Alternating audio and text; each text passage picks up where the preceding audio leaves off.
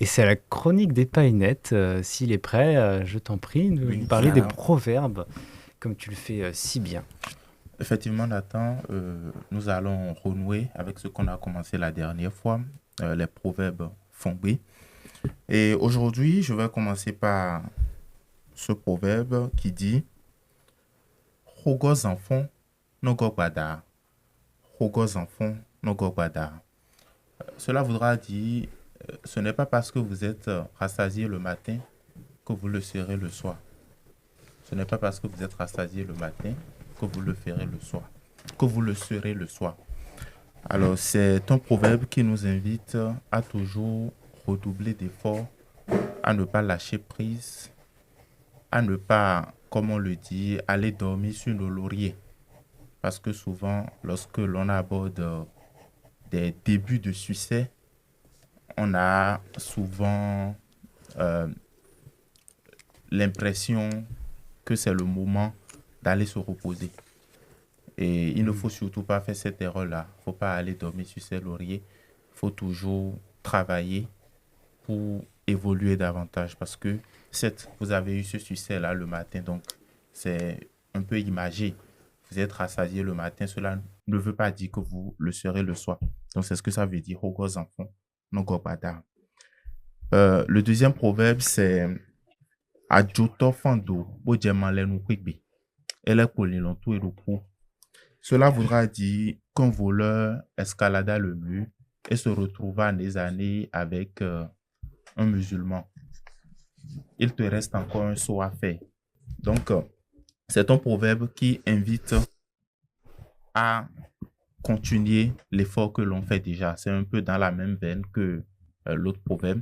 C'est un souhait d'effort continuel que l'on fait à quelqu'un qui travaille déjà beaucoup. C'est pour lui dire, continue, poursuis dans tes efforts. L'autre proverbe, c'est Jigbo tobonu, besodochion. Jigbo tobonu, besodochion. Cela voudra dire euh, que le pêcheur, ayant été surpris par la pluie, se couvre de son filet. Le pêcheur, ayant été surpris par la pluie, se couvre de son filet. Et on lui a demandé pourquoi a-t-il fait cela. Et il dit, je vais d'abord lui dire en fond, il dit, euh, Ngbero jikuna homiyoa, amon jinato clé en photo de ouwe. Il dit qu'il ne refuse pas, qu'il sait pertinemment qu'il sera mouillé par la pluie. Mais avant que la pluie ne vienne à lui, il faut que la pluie passe par quelque chose.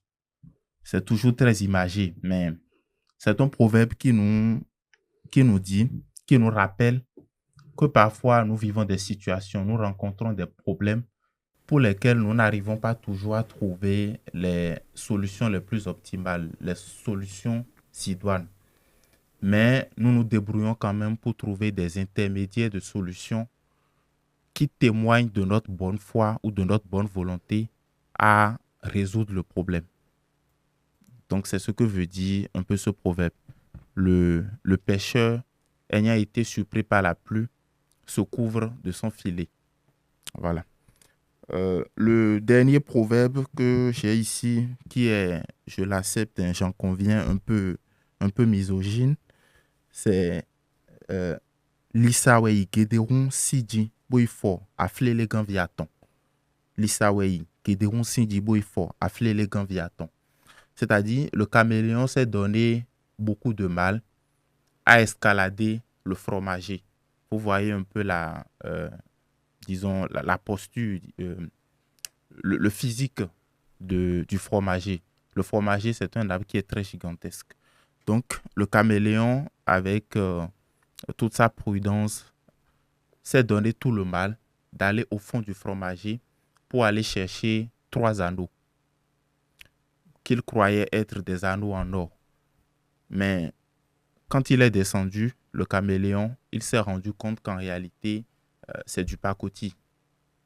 Alors, que veut dire ce proverbe? Ce proverbe, on le dit pour dire, lorsque vous courez derrière une jeune fille que vous avez peut-être draguée pendant 2 ans ou pendant 3 ans, que vous croyez être une très bonne personne, et après vous vous rendez compte qu'en réalité, elle n'était pas vraiment ce que vous croyez.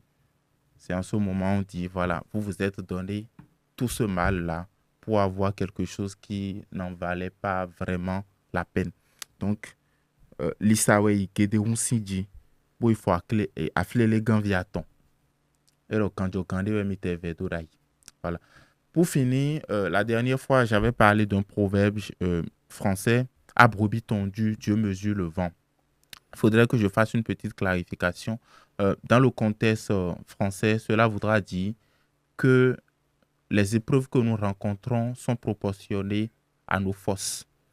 Mais sociologiquement, lorsque nous allons dans la sociologie béninoise, cela voudra dire autre chose. Cela voudra dire quand liemando sia ma weno yankheni. Mais en français, la traduction, c'est que les épreuves que nous rencontrons, que nous subissons, sont proportionnées à nos forces. Mais dans la sociologie béninoise, comme je l'expliquais, cela voudra dire que Dieu prend soin des personnes esseulées. Donc, je voudrais faire cette clarification-là pour ceux qui me sont revenus à propos. Merci.